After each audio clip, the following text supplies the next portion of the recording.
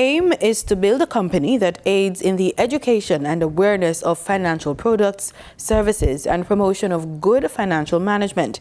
Mr. McDonald is passionate about sharing his knowledge, but that's not how the journey started. He says as a teenager, he did not save much, but he was always trying to figure out ways to make money. Well, the earliest memory I have of school is Red Hills Prep. And for a while, I don't think my mom was very happy with how we were doing in school. So she moved us to Balmaji Primary. And that's where I did grades 4, 5, and 6. Then I went to Calabar High School. And after Calabar, during Calabar, actually started my own business. So yeah, I left high school straight into my own business.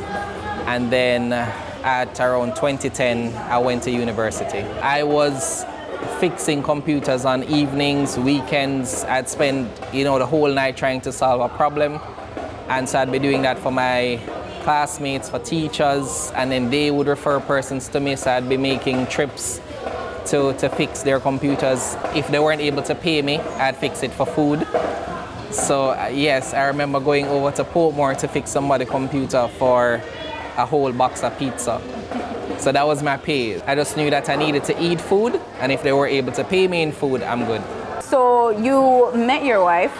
The idea of learn, grow, and invest, was it while you guys were dating, or was it a part of the marital plans?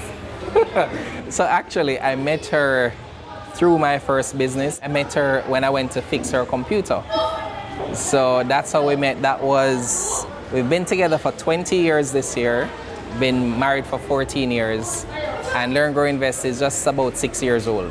He says Learn, Grow, Invest started with 7 friends, and now it spans thousands across the region. Explain how you serve the community, though, through your business. We started Learn, Grow, Invest as a community, and what we wanted to do was educate persons on the things that we were learning. So if I learned to manage my money well, I learned to invest, I would want to teach you how to do the same thing. When you talk about learning the basics, what do you think society is lacking in that regard? Why you decided to go out to these churches and schools and various bodies to educate? So what we are lacking is that it's not common for a family to talk about money around the dinner table. So my mom, my dad didn't talk to me about money.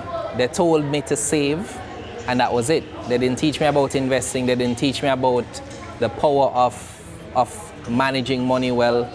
It was either save or get a loan, right? So you save for what you could afford, and then you get a loan for everything else. And it was the same thing for my wife. So we just kind of saw this case where persons were our age and not knowing how to manage their money. So I noticed that for your projects, it's persons who are under 18 though. So explain this project that you're working on now. So the project that we're working on now is Math and Money, and that's what's right behind us. And the idea is that we want to plant a seed early in these children, so when they get to our age, they would have had a foundation. So tell me the basics. If I'm a teenager or someone under 18, what are some of the basic things that I should know about money management? So the first thing that we teach you is that money is a tool. So like a pen, like a hammer, like a screwdriver, it's a tool. So money is neither good or bad, right? So you use money depending on what your needs are. Money goes to where there is value. So for example, if I provide you with a service and you value that service, you pay me for that service. So we teach them that, you can spend money, save money, invest money, or give money. And we want to teach them the right way to manage those things.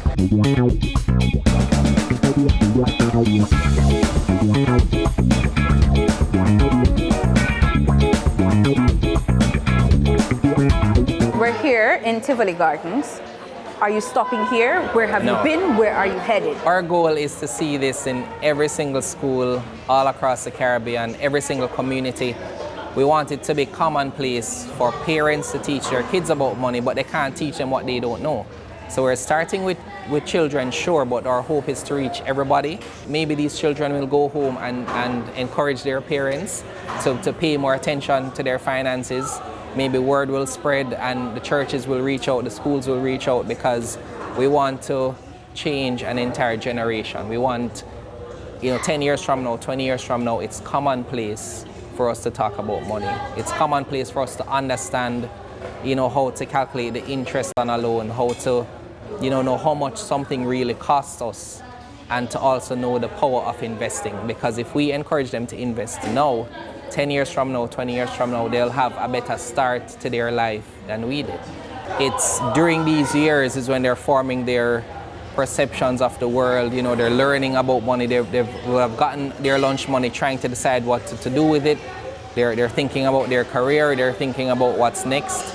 And so it's a very important stage to help to equip them, because in 3 to 4 years, they'll maybe start receiving a paycheck. And if they don't know about money, they're going to make the same mistakes that we did.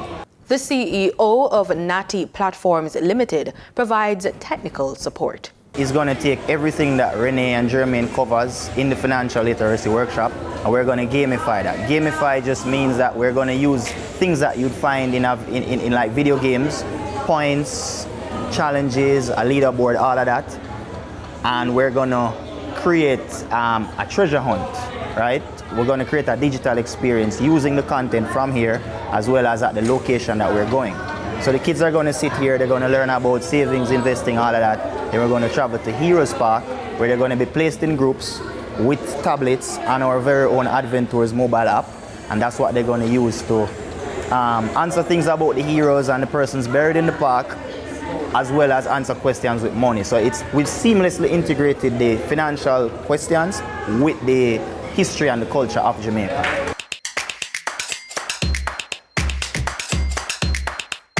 I think he should be considered a community hero, because Jermaine really is about community. He is the one who is in all the chats.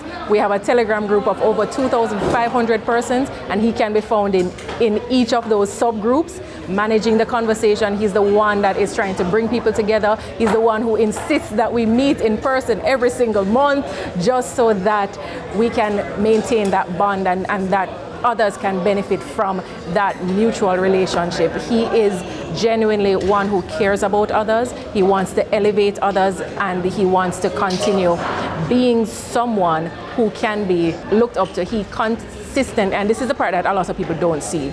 He consistently searches the scriptures, searches his heart, prays about being led well so that he can lead well.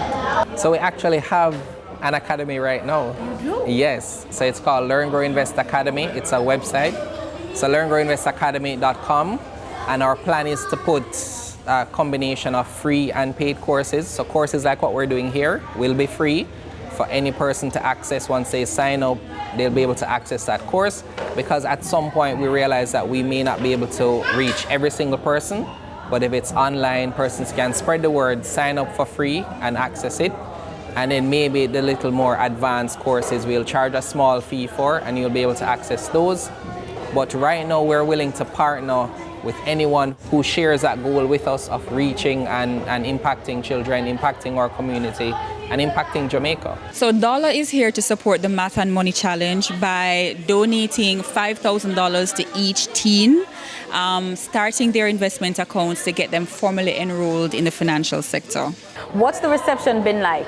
It's been great. Every time we speak to a school or to a church, they're so, encouraged, enlightened. They're like, I never knew this. And when we speak to the churches, they'll say, I never knew the Bible said so much about money, about investing. What does the Bible say about investing? So, okay, start with the parable of the talents. So in that story, master was going away, gave his 3 servants. One got 5 talents, another got 2 talents, another one got 1.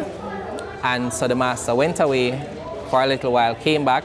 The one that had 5 doubled it and presented his master with 5 more. The one with 2 presented 2 more, so he had 4.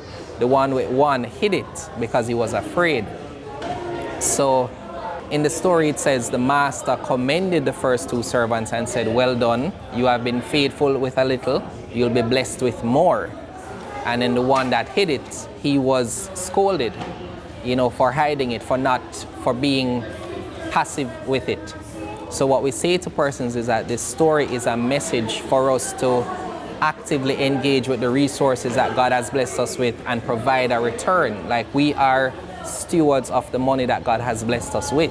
So it's our responsibility to manage it wisely so that we can hear well done. No matter how much you have, Exactly. even if you have a little. Exactly. It felt natural for us to do this because we naturally want to give back to people.